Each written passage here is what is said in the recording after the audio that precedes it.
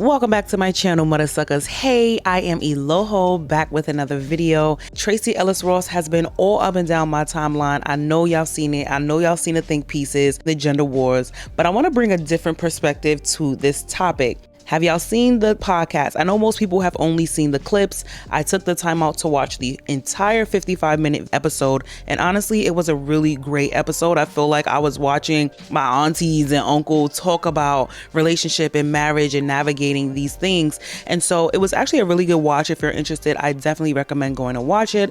Love Michelle Obama, love Tracy, and then having her older brother there for an older male perspective was great as well. So let's go ahead and check out what Tracee Ellis Ross said. It's not just that I'm older, I'm also very embodied. I am a full, very whole person who knows myself, who is in charge of my life, and who lives a very full, just robust life. So it's not just age, it's like life experience and sort of a difference. But I had to ask myself the question, why? Why does this keep sort of coming up other than they're hot and gorgeous? There's that. But a lot of men my age are steeped in a toxic masculinity and have been raised in a culture where there is a particular way that a relationship looks. I did enough of it where I was controlled and felt like I was a possession or whatever those things were, or prize,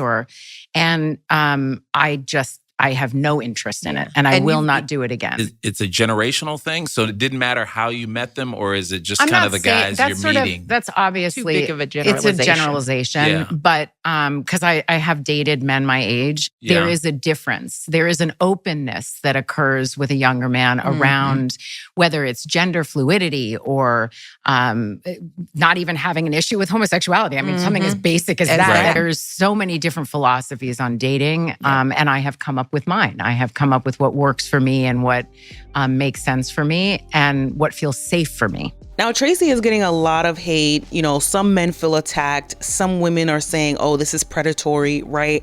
But she's not saying anything different than a lot of women over 40 has said about men in their 40s and 50s, that they are stuck in a time where women really didn't have much rights. And so a woman who is looking for a man who is fluid, as she said here, like she's looking for fluidity. She's a fluid person, and not only in the sense of like sexuality, but just in essence. Like she's fluid, and she's always been that way. She's talking about the men who were raised in a time where emotional suppression was normal, where boys couldn't cry, where crying was a girl thing to do, where cooking was a woman's job, right? Those are the men that she's talking about. A lot of these men don't believe in therapy, right? A lot of these men have not done the emotional work. And so there's no healing, there's no growth. Like we always say, a lot of older people are what? Stuck in their ways. That's men and women. A lot of older people are stuck in their ways. They're not willing to change. And so I don't think it's predatory to say, hey, okay, men in their 50s are not willing to change, but men in their 40s are. Now, where I somewhat disagree is that young men can be toxic too, right? Honestly, I think any age, any gender, any fluidity can be toxic. I just think it's the mindset of a person, because you have a lot of young men who have that old, women don't need rights mentality, because they're learning from the older generations, and they're like, okay, yeah, I'm gonna adopt that mentality. And in those cases, she can meet a younger man who is toxic. Now, another angle that a lot of people are not discussing is that this woman is of an upper echelon elite group of individuals, right? And she is dating people who are of her equivalent or somewhat close tax bracket, right? So she's not dating the average 50 or 40-year-old. She's dating in a very specific niche pool of men. And that niche pool, a lot of women don't have access to. A lot of men don't have access to her. She is a unicorn, and I think it's fair for people to speak about their experiences. They also acknowledge that that was a really big generalization that she made. And she's like, yeah, it is a really big generalization. Not talking about all 50-year-olds, just the ones in what? That small niche elite group in which she's choosing from.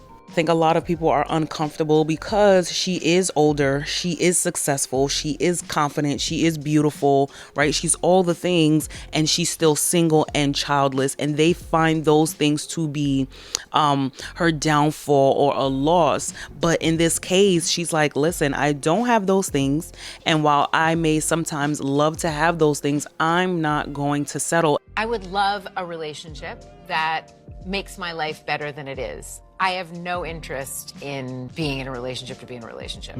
The truth is that, like, I'm a rare breed. So, like, there might not be a match that's a rare breed for a while. And I think it's a whole nother ball game when you don't need a man, right? But you want a partner. I think it's a whole different level of freedom when you don't need him for anything. Like, I don't need you to pay my bills. I don't need you to buy me anything. I don't need you to show me the world. I just want you to grow with me. I think that's a completely different level of freedom that most people don't understand. But y'all let me know your thoughts down in the comment section. Listen, I'm not here to tell anybody who to date, right? But I do think that we should listen to women who speak from lived experiences. Tracee Ross, I don't think she was throwing shade. I think she was just telling her truth.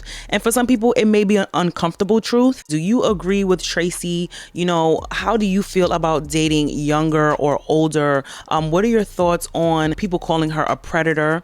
Child, the people are just using words these days. A predator is crazy. A predator? It's crazy. Be sure to like and subscribe, and I'll see y'all at the next one. Later. If you don't advocate for yourself and your own self-care, no one else is going to do it.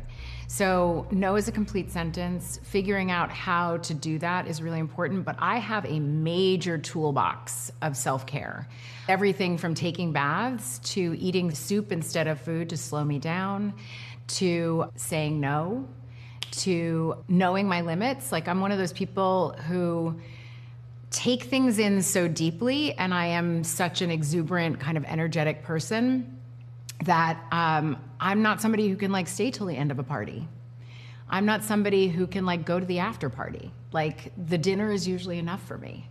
And as much as I want to, I have learned from experience for myself that I have to say no when I'm at enough, not when I'm depleted. I give big, so I have to restore big.